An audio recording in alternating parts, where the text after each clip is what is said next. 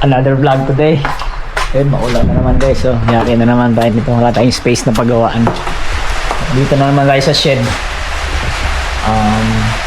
Kasya naman tayo siguro. Dito na naman tayo. Medyo madilim. Atras ko lang siguro ito ng konti pala. Kuha lang din ng susi. Kasi gagawin natin yung Honda Jazz. Kasi almost more than a week na hindi na natin ginamit. Kasi last time na ginamit natin ng tag-ulan. Yan, may sampay na naman tayo dun sa loob. Kasi nga, malamig sa labas. Ito pa, susi. Malamig sa labas. Pag sinampay natin yan doon, hindi rin matuyo. Ito, kagabi lang to. Nilaban ni boss. Yan, tuyo na. Kasi may heater tayo. Pag sa labas yan, hindi yan matutuyo. Kahit 2 araw pa. Kasi malamig na. Hamog. Yan. Atras mo natin konti. Ulan pa naman. Para maluwag tayo doon sa shed ng gawa. Yan, back to the show. Back sa topic natin na magagawa nga tayo nito. Kasi baha. Ewan ko ba? Nangyari dito. Titignan natin yung drain nito. Tapos i-sprayan natin ng pressure air yung mga drain. Baka may clog lang ng mga dahon-dahon o sanga ng kahoy.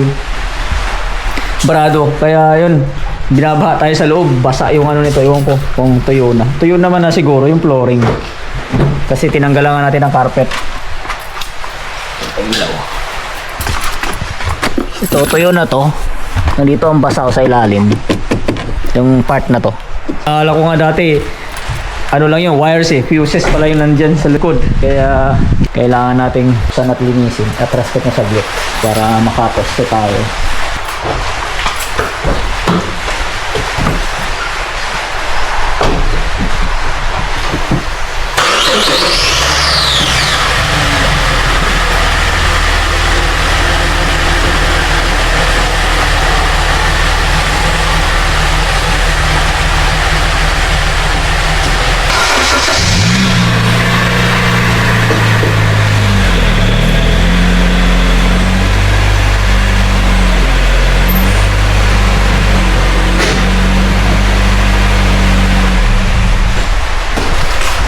Nga kaya dito.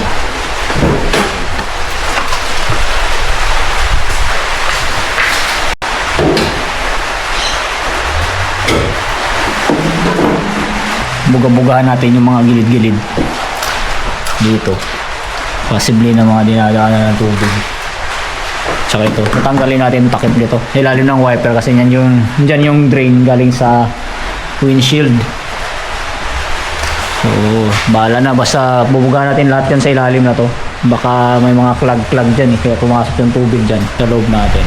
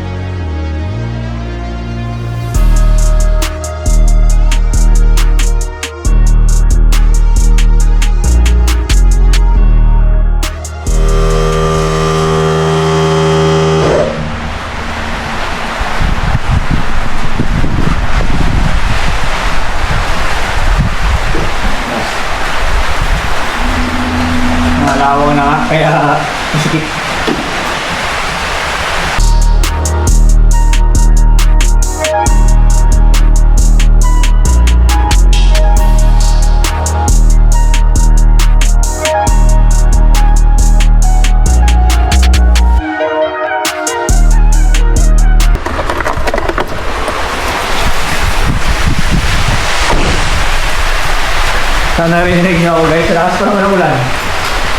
Ayan o. Wala siyang parang gutter. Kasi pag bumaba yung tubig dito, kunti lang yung salo niya. Ito lang yan. Yan lang ang salo. Kaso didiretso dyan sa may butas. Kung dumiretso sa may butas, papatak dito. Tapos didiretso na doon sa ilalim. Wala, pag nandito sa ilalim, saan sa bababa? Ah, ito, may drain. Konti. Yan, may drainage siya sa gilid. But sa bababa siya ngayon doon sa may likod. Dito sa may fender natin. Diyan na siya ngayon bababa. Nga lang ngayon, sa kabilang side, bakit? Siguro barado something inside. Kaya hindi makakababa yung tubig. Tapos pumapasok na doon sa loob natin. Ah, yan yung cabin filter oh. Kita ko na. Meron ni ring.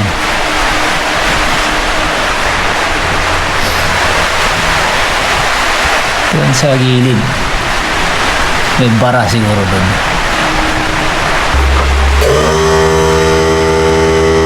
This time, binugahan ko na lang muna ng hangin sakaling umubra. Pati yung likod ng fender sa wheel arch, binugahan ko rin. May mga libag o dahon-dahon sanga. Pero wala naman tumalsik, so ay wari ko, malinis naman. Hindi ko talaga mahanap kung bakit nagtutubig yung loob natin. Sobrang lamig pa naman. Hindi ko talaga makita guys. Sinilip ko na sa ilalim, sa loob. Pinashlightan ko na. Wala. Well, tinignan na ito ng mekaniko eh. Binuksan yata nila itong fender natin, kabilaan. Nabakat ng wrench na ginuksan nila. Alam ko tinignan nila yan, kabilaan. Pero hindi nila makita. Pero bakit nagkakaroon ng ano? Ito pakita ko sa inyo. Hindi ko na nabidyohan, ginapang natin to eh. Ito. Ewan ko kung saglit lang. Paslightan natin. Ayan o. Sana makita nyo. Inamag na yung loob natin. Pero buwan na ng itim-itim na molds. Ito, basa pa nga yan. Lalaway pa yan eh. Sa likod ng fuses natin. Sa mga wirings. Hindi ko alam paano pumapasok yung tubig dito. Kung saan siya dumadaan. Hindi nga na makita ng mekaniko kung saan pumapasok. So dadali na lang natin siguro to sa Honda. Sa Adelaide. Siguro sila lang nakakalam yan. Pasikot-sikot yan. Kasi yan, expertise nila yan eh. So bahala na sila kung gusto nilang baklasin yan. Basta gusto ko malaman kung saan dumadaan yung tubig. O baka may leak. Seal na lang siguro. Bahala na sila. Basta yun na lang ang ano natin. Ayoko na pasakatin yung ulo ko dyan. Binalik ko na lang muna ang takip. Then pasok na tayo sa loob kasi malamig. So kung na ako, paubaya ko na lang to sa mga experts.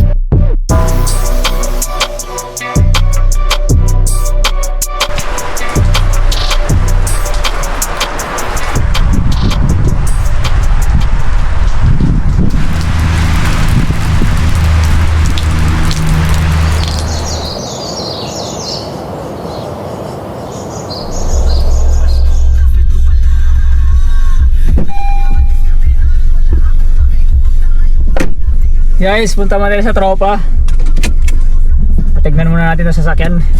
Yung tumutulo na issue natin. Kasi hindi ko talaga mahanap nung nakaraan. Kinalikal natin, hindi ko mahanap kung saan. Buksan na natin yung harapan. Wala pa rin, hindi ko makita.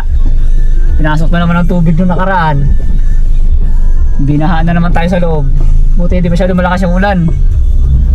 Nakaya pa ng heater, nilagyan ko ng heater. Mga 2 oras ko hiniter dito, natuyo naman siya.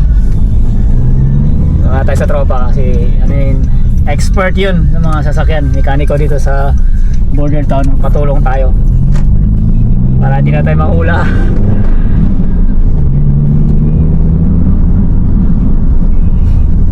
Mga bagay-bagay dito sa sasakyan ko, pag kaya ko, yun ako na gumagawa. Pero pag ayaw kong pag-aralan, doon na tayo sa expert para hindi na tayo manghula kung santo-santo.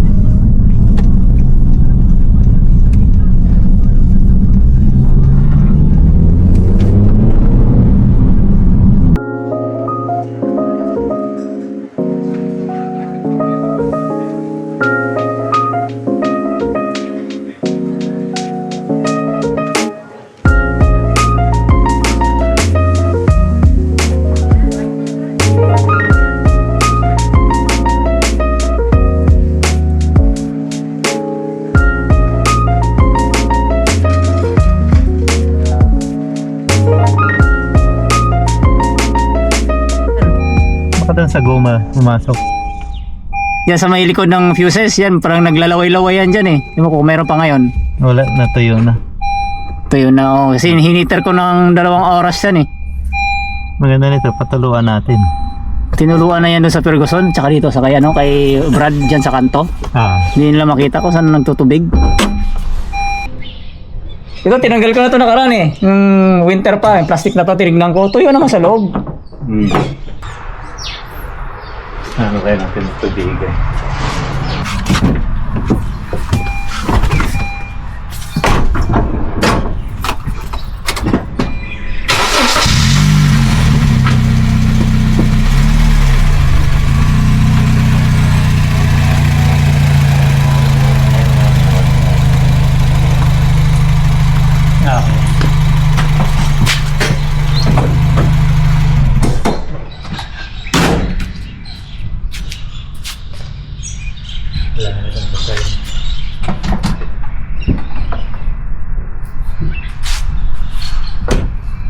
Yung ano, hindi na nagloko. Oh, hindi na. Nabilis ka ba na? Start. Pang seconds lang, 1, 2, pasakalan. Ayun na talaga. Pero hindi na rin naman ako na ano. Minsan, ayaw mag-start. Walang assisted talaga, walang click, wala lahat. Wala nang anong ganun. Starter siguro yan.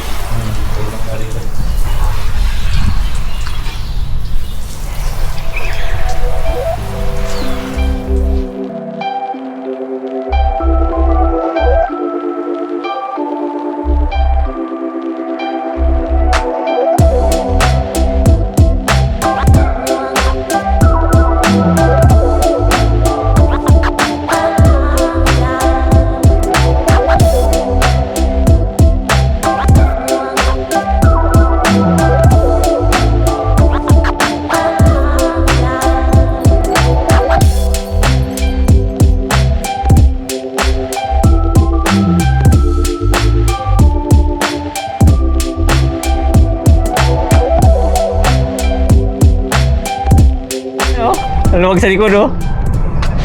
Oo, fully loaded to pag ano. K24 mo hanggang dito. Tapos ano, yung downpipe mo, turbo mo dito. Tanggalin mo na yung battery, lipat mo na sa likod. Oh, luwag na.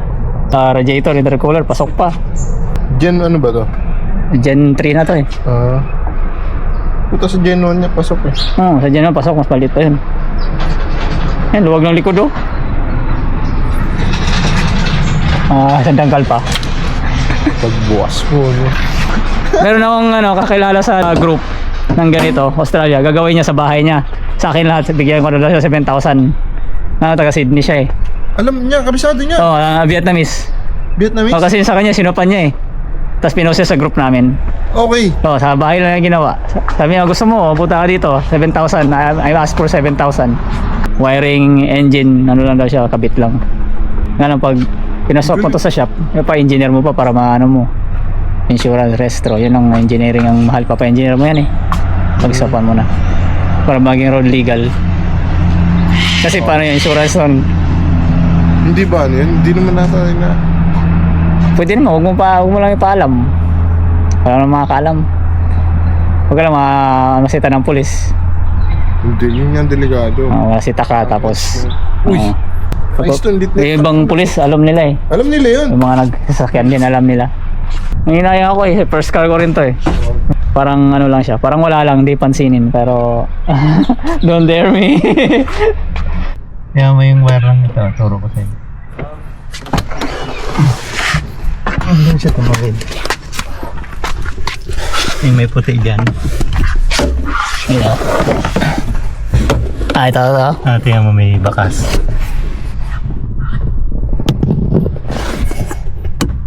Yung puti sa may throttle papunta. Ito to oh. May parang basa na dyan. Yung flashlight daw.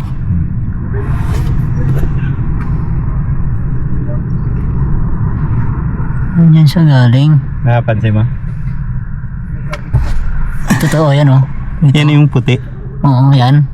Tapos yung wire, Ito. may parang pumatak na konting-konti parang ano. Saan siya galing? Tumulay siya dyan. Oo, tumulay. Tumulay sa wire. Sa wire siya dumadaan.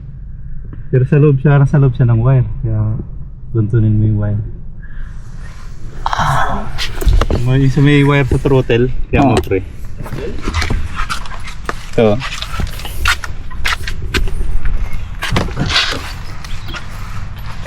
Ayun yung wire ng throttle.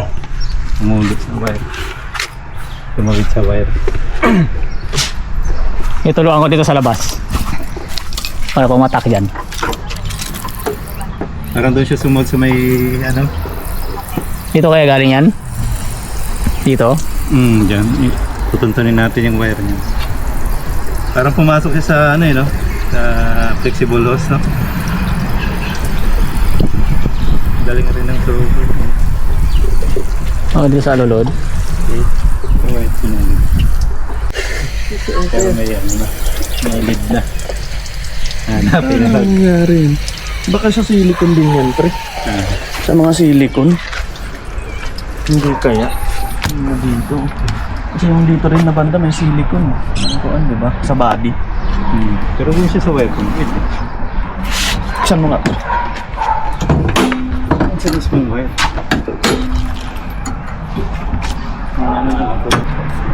Pinapasok talaga sa loob, eh. Kahit doon chassis doon. Sa mga ganito siguro. Kahit yung chassis doon sa Basa? kanya. Oo, basang-basa. Oo nga no. Yun o. Sa chassis mo, tingnan mo dito. Ayun, basa o nga sa Basa loob. Dito. Oo nga, kaya nga, yung sa silicone niya. Kasi hindi yan magkukuan. Tatanggalin tayo nito. Parang sumot siya doon eh kasi gapang ng tubig. Maganda yan, may dye pre. May dye ako doon sa kuan shop. Pagtanggal na natin, lagyan natin gili. Kuhanin natin kung saan siya lulusot. Tanggalin natin yung top. Naglasila tayo dito. Maganda yung may dye. Kala ko sa wire, yung pala yung carpet, nagbasa na. Ang string yan eh. Malambot yung dulo.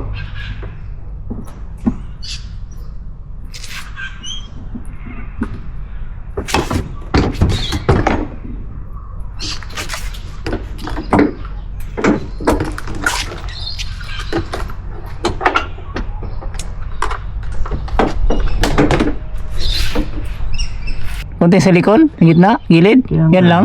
Tsaka may parang ano siya, crack. Ay ano, kalawang o crack ba yan? Kalawang. Salipin mo. Dali, pero sabihin kapag...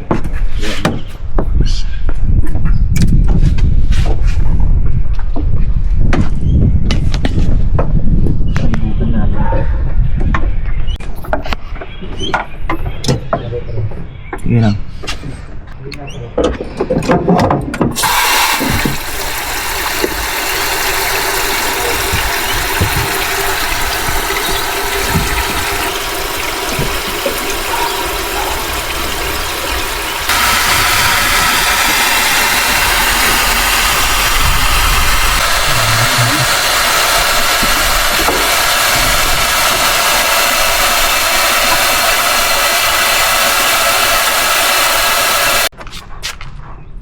Tapos na lang diligan pa rin.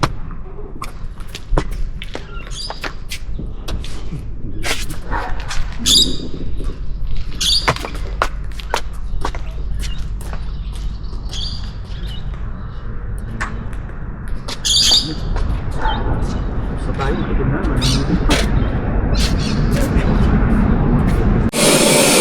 Tanggalin na natin yung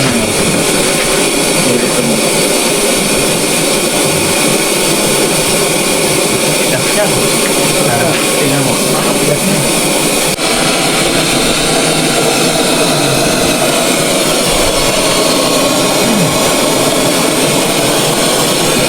Nakasang blower na yan, ano? Ang brand? Hindi lang yun. Yan? Hair time? So, paano masisiksik sa ilalim? Ha? Hindi.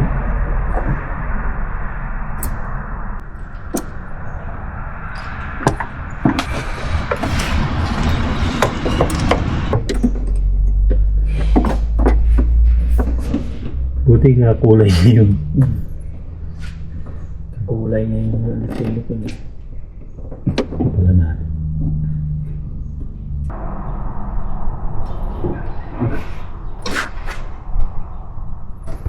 Ito na yung siya ata.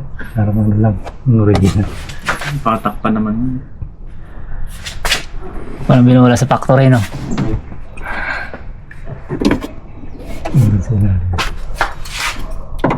Pag yun na-obserbahan mo na natin. Pag yun tumula. Tama tayo dasi. Paano ko testing paulanan ko? Hindi, wag mo na. Itutuyo natin. Hindi, sa araw pag umulan, ilabas ko. So, iunin muna yung sa loob. Oo. Hindi mamaya pag-uwi ko, lagyan ko ng heater. Mga tuyo. Hindi sana sa may kanto ko. Na. May kaunta ko.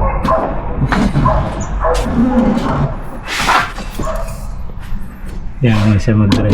Matagal kasi matuyo to. Itong silicone na to. Eh, siguro ituwang-uwang ko lang muna. Para tapat ng araw. Ito kaya, seal na rin natin. Habang bukas pa. Tungan na lang. Kumaya na wala naman yung turo dyan, tapos lipat ako sa kabila. Sabi natin magbukas ulit. Mas yung ilalim. Ay, dito sa ilalim. Nandito. Ayan. Ano ito?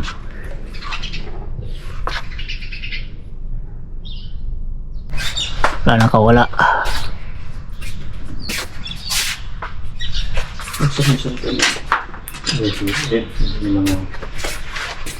Tuyuin na lang ulit tapos mga serbahan na lang. Pag next ulan, wala pa namang ulan. Kaya muna mag-dry yung Pero kahit nabasa yung loob, safe naman yung mga fuses gano'n, di ba? Hindi naman naabot. Hindi naman nabot na start. Saan yung isang kuwan nito? Parang Sa loob ba? sa bulb yata. Wala.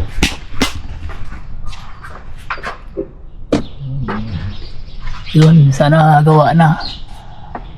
Para wala na tayong sakit ng ulo pag tag-ulan.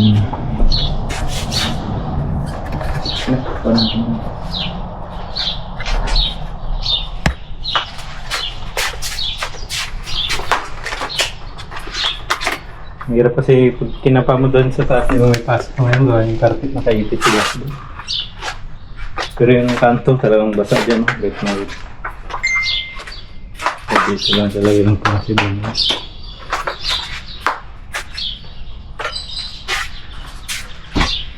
Hindi na rin nila pinulido ng ano, yung seal factory. Mga ipitan lang.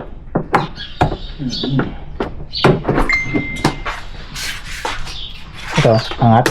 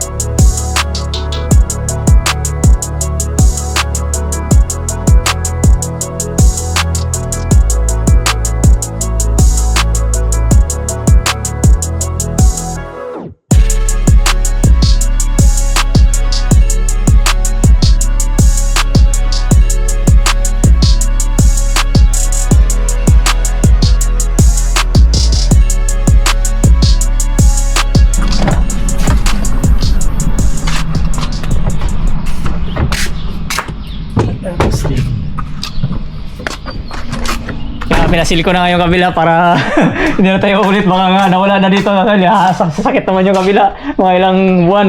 Ano pa na, winter na. Para magbukas na naman tayo, isahan ng bukas na lang.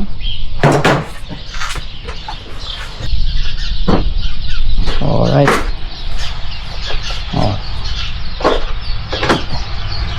Sana yan lang para wala na akong sakit ng ulo, komportable na ako pag ano biyahe na ito magamitin. Minsan kasi gusto kong gamitin ito pang biyahe, nga lang baka mabutan ako ng ulan. Tapos biglang mabasa yung fuse, baka biglang mawala ng power sa gitna ng kalsada. Okay na? Sige, okay na. Okay na? Salamat. Yun lang pala. Daming dalawa na yung pinagdalhan ko eh. Dalawa na yung shop pinagdalhan ko, di nila masolve. Nakakuha yan, kaso... Di na tayo na pinagtsagaan no? Basta gano'n lang, kinapaka pa, wala na. Wala akong makita eh, sabi niya, wala akong makita eh. Tagal tumulo, pero pagkano kasi... Kasi ulan ng yung pag ginano-ganon mo lang, saglit lang, wala lang, baka dito lang umabot yun, hindi naman nakababa. Yan, babara mo talaga, parang ulan. Kano nandito kasi. Sa ilalim ng carpet, kaya hindi mo talaga mag-pinpoint. Pero yun lang sana. Pagka tumulo, may hirap-hirap na yun.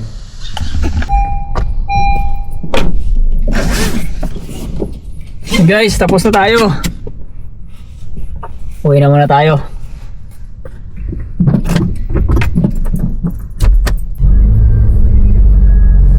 This time okay na. Patuyuin na lang muna natin. Din saka natin testingan bugahan o paulanan para malaman natin kung pulido ba ang seal o yun lang yung nagiging problema niya, yung seal nga ng factory parang bumitak, tapos parang doon daw dumaan yung tubig, possibly doon na dumaan ng tubig. So sinil lang nila, testing natin pag natuyo, paulanan natin. Pag di na tumulo, di yun nga yun, problem solved.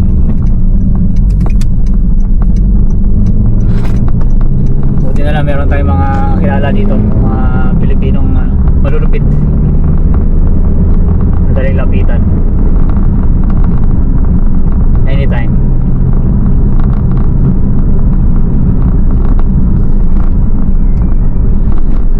Buti nakasama rin yung panahon kahapon, ulan-ulan sa Adelaide. Buti ngayon nakasama, maaraw, kahapon umaaraw dito sa Border Town, pero ngayon maaraw hindi sikat ang araw, tamang-tama. Bilad natin ito sa labas mamaya para matuyo. Kasi di natin alam, baka following days from now ulan, at least na seal na siya o natuyo na siya.